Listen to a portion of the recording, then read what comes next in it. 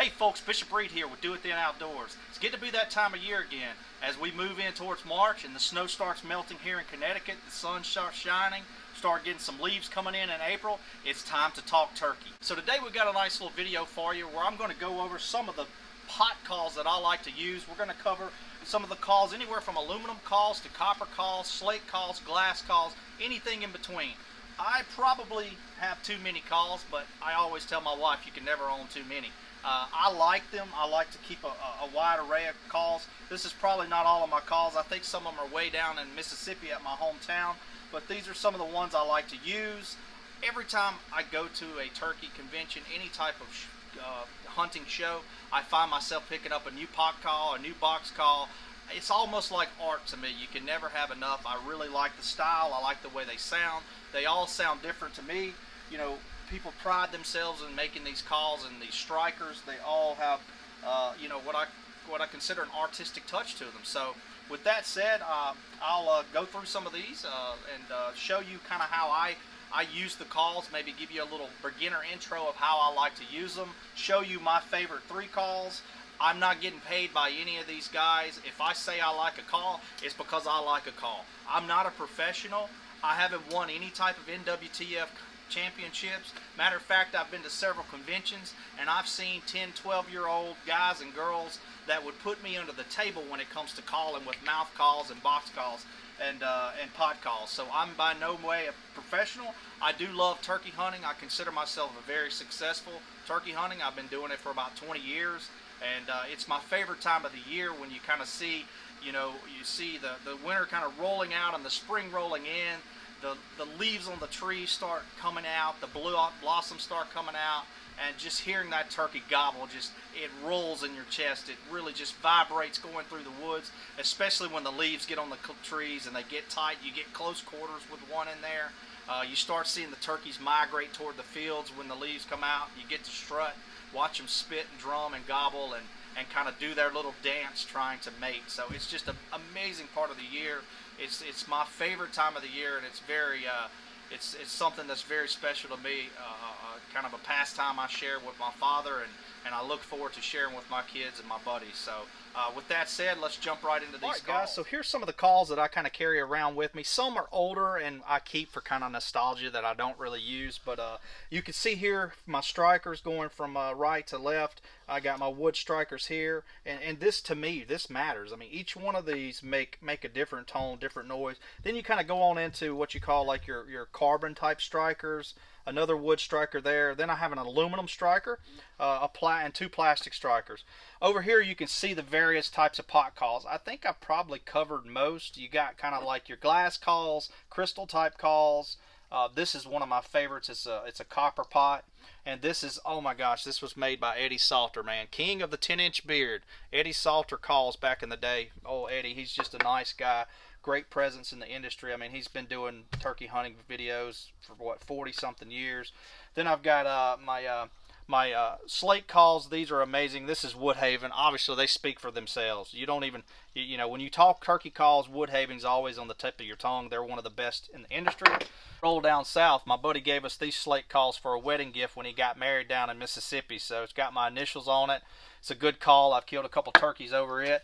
Some of the older calls, you got this old Quaker boy. It's got aluminum, composite, and slate. And then you got an old Lynch Jet turkey call. I'll go through how I run one of these calls. We'll go through actually a couple, but I'll start with the pot call. I'll take the abrasive material there, and I like to go side to side. And then I'll start with this, just a regular wood striker. And what I like to do is I like to put my heel here, just down, and I angle the striker just a little bit.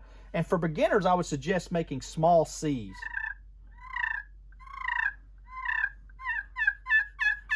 And small circles.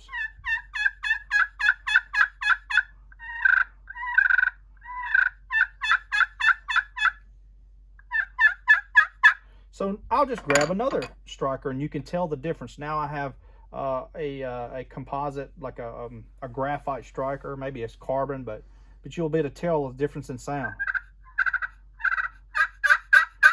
See, I love that rasp. That'll get to turkeys every time. And like I said, when you're beginning, just little small C's and small circles. You can even see on the pot where I have a circle. This is one of my favorite calls. I even try the plastic. And as you grow and get better at these, you'll start going from the small C's to making more about 1/2-inch lines. So like I said, that's one of my favorite. It's a copper pot. Mike Yingling out of Pennsylvania. My next favorite call, probably the one I use the most, is Roberts Brothers. I like it because it has glass on one side, or I think that's glass or crystal, and then on the other side it's got slate. Similarly with the slate, I like to use the abrasive material. With the glass, I like to use the sandpapers, but this one's already been conditioned, so I'll just grab a striker and go. Same thing. I like to put my heel here and angle it a little forward. Small C's, small circles.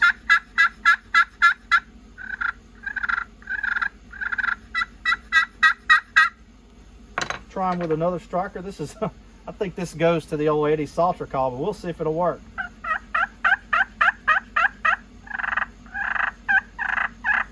You can get into a fight and purr there with this one. I kind of like how that is. Another note I'll make is if you see here, I like to burn the tip of my strikers sometimes when I need to condition them or I want to get them. You can actually take a little sandpaper, or you could burn the tip. That works well. But this, like I said, this is one of my favorite calls, especially this this side here with the slate. Let's get into a higher end call, like I was talking about earlier. I mean, Woodhaven, name speaks for itself. Great call. This is going to be it's going to run you probably $60–70. This is a higher end call, but you know, I really like it. It's these three here, the Roberts Brothers, the Woodhaven, and the Copper Pot. They're probably with me 90% of the time. I mean, I just love that rasp.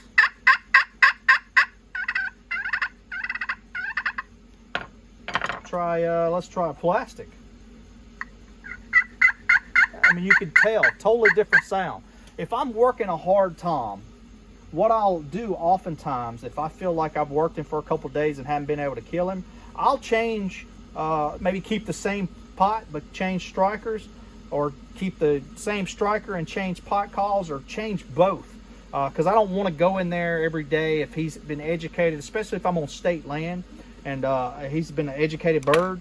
I don't want to go in there with the same sounds. We'll now cover the one my buddy Joey gave me. Just another good sounding call. I mean, listen to that. Listen to that, those purrs. You can get really soft or get really loud. But like I said, for you beginners, just get that angle there and do those small C's, those small circles and small C's. That's all you need to kill a turkey. That's it. Now that we've covered some of these modern calls, let's go back in the past and kind of see where we came from. This is a Lynch Jet turkey call. They still sell this thing. And I'll be honest with you, it's not, I've killed a couple turkeys with it, but you know, it sounds weird with the peg that comes with it. It's very soft.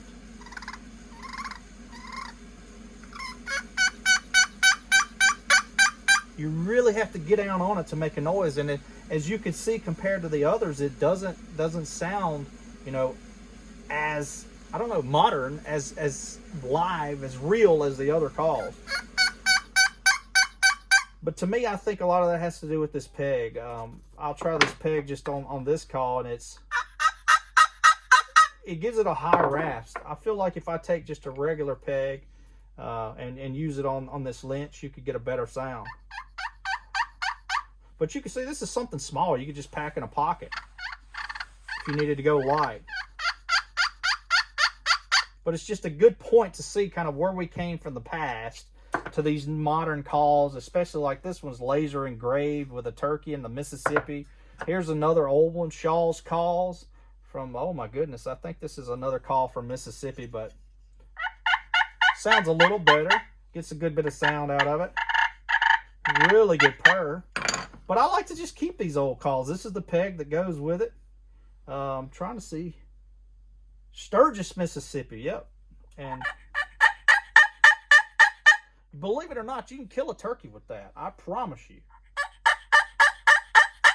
And last but not least, I've never hunted with this call, but I should. I guess I owe it to Eddie Salter to hunt with this call. He no longer makes these calls, but it's you know, I picked this up on eBay years ago after he quit making calls, and it's kind of near and dear to me because I grew up watching TK and Mike, and grew up watching Eddie Salter on the old hunter specialty videos, and now I can't remember. I think he's got a TV show called The Turkey Man out there, but just a nice guy. Started out as a barber, got a lot of hunting land and hunting opportunities as a barber, and I guess kind of worked his way into the industry. But when you think of a turkey hunter, you know, you got to think that is the world's greatest to me is got to be Eddie Salter. But these are the strikers that came with his call, and this call actually, for being so old, sounds really good.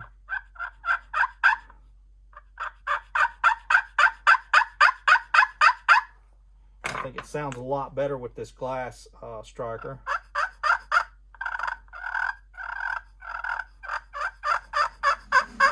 But you can just see the woodsmanship in this call, and compared to these newer calls, it's crazy at how far we've gone. But like I said, this is probably my favorite one, these two. But just listen at this noise, this sound.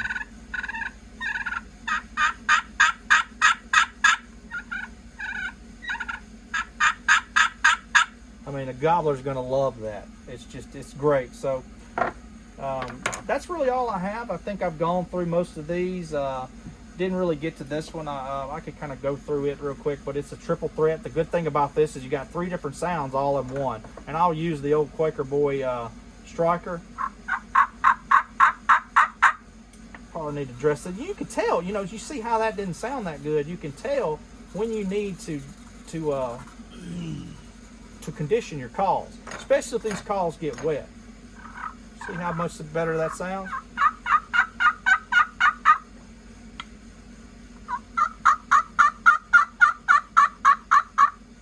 And you could, the sound's coming out the back, so you know, if you were pointing at a turkey, you could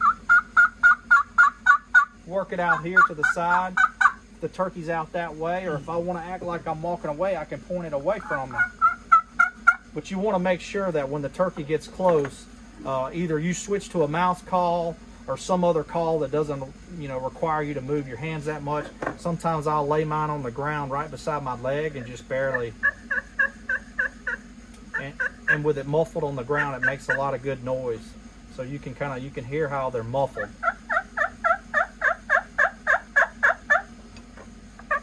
If you like this video, just please hit the like button, subscribe. Like I said, we're in no shape, form, or fashion professionals. We do this because we love it. I have a huge passion for turkey hunting. It's my favorite time of year, and I hope I was able to, you know, give you some knowledge to use in the season. Maybe you're a new turkey hunter and you're looking at going to Walmart and getting your first turkey call. I'm telling you, use that little C, little O motion, and you'll be killing turkeys before long. From all of us that Do It Then Outdoors, good luck and safe hunting.